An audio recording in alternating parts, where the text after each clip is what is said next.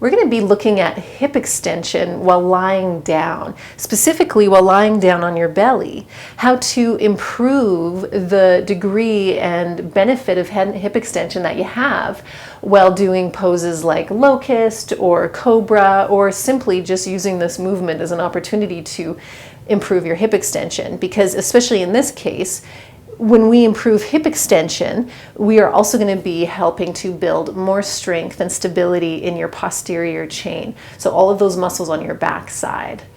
And if you love these videos, don't forget to subscribe. I'm Bree Johnson of Heart and Bones Yoga. I'm here to share so much movement love with you. So this is actually part 2 of our hip extension series. The link to part 1, if you haven't seen it, will be up in the little note here that's popping up right now. So take a look at that if you missed the first part. Let's get into part 2. I've got my skeleton friend here, and he's going to demonstrate what we're talking about when it comes to hip extension. So hip extension, quick review if you already know this. Here's your femur bone, this is your thigh bone, and then here's your pelvis and lumbar, low back, lumbar spine. And hip extension is when we move our leg behind us, away from your pelvis. Hip flexion is the opposite movement, when you bring your leg up in front of you. You can see we do this when we walk, when we sit, when we do many of our activities. So this is why hip extension is so important, because getting out of that flexed position that many of us live in, moving into the extended position is just going to help keep your hips happy. Now I'm going to take our little friend here onto the floor, and I'm going to show us what we are going to try to achieve. So I'll have him lying onto his belly, because we're going to be doing that in a moment. We've got the pelvis here on the ground. We want to maintain the pelvis pressing down, pubic symphysis here, where the two halves of your pelvic bones meet. That's called the pubic symphysis. It's just a bone, and you're going to press it down while you lie on the floor. You're going to press it down onto the ground. And then when we're looking at hip extension, when we lift the legs here off the ground, we want to move just the leg and not the pelvis up. Many times when we're lifting the legs up on the ground like this, we're actually also lifting the pelvis and lifting the lumbar spine, which can create unnecessary tension in the low back, which you might have felt in your own body. So what we're going to be learning today is how to get the leg to move into extension without the help of your pelvis and lumbar spine. Okay, we're going to lie down onto our bellies, and we're going to go like so. I'm going to keep my head up so that I can talk to you here in the microphone. You still get a good sound. If I have my head too squished down, you're not going to hear me as well. So when you're doing this, you feel free to keep your back of the neck nice and long, and you can come onto your forearms like this, letting your head drop like that. But for me, for my demonstration purposes, I am going to stay up like so. Now, once you're lying onto your belly, feel your pelvis on the ground here. And where I pointed out the pubic symphysis, gently anchor your pubic symphysis on the floor. You're not smushing it, you're not squishing it, you're just gently connecting mindfully your pubic symphysis to the ground. And that's going to keep your pelvis neutral. All right?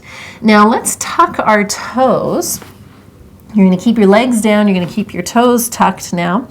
And then play around with keeping your pubic symphysis on the ground, trying to lift your knee up off the ground, keeping the toes tucked. So I've dropped my knee, and now I'm going to lift my knee, lift the front of my thigh off the ground, keeping my toes tucked and not moving my pelvis. Try it to your other leg. Your toes are still tucked. Lift your thigh up and then down, and then switch from leg to leg. Now, when you do this movement, what we're looking for is no movement from your pelvis. Don't let that pelvis do anything. What we're really aiming to do is getting that lovely hip extension. So now this may not look like there's a lot of hip extension going on, but there absolutely is. Now, the next thing that you can do is remember, you'd have your forehead down on the ground like so. But we're going to keep that pubic symphysis nice and level and connected to the floor. And then I'm going to lift both of my knees and both of my thighs off the ground. And then once I've got that, I'm going to keep my feet as they are and lift my legs. So this looks like I'm doing a little bit of a locust pose in yoga, if you're familiar with that. But the difference is, and I'll show you the before and after. So if I'm not thinking about my pelvis, I'm going to just lift everything up. And so look how high my legs go, but my legs are only going this high because I've let my pelvis tilt.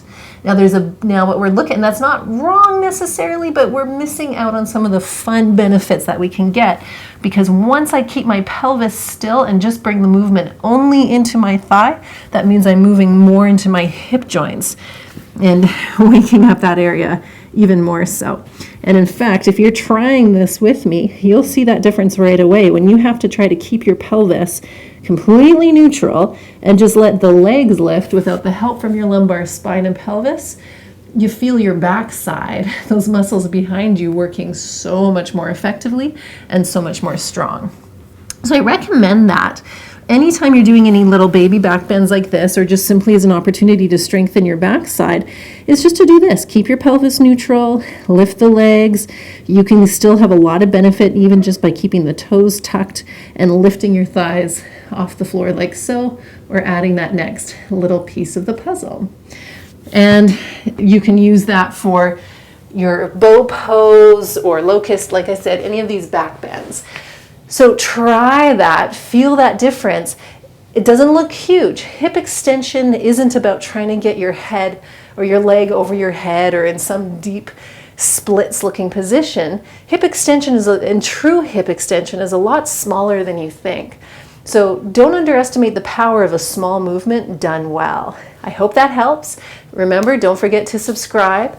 If you love these and actually want to see this in a yoga practice, how to get hip extension on the floor like this, our Heart and Bones online yoga studio has a ton of classes for you where you actually get to see this in real life in a real practice. So head over to heartandbonesyoga.com. We'd love to see you there in the studio. I hope you enjoyed this. Share with the world. Thank you so much.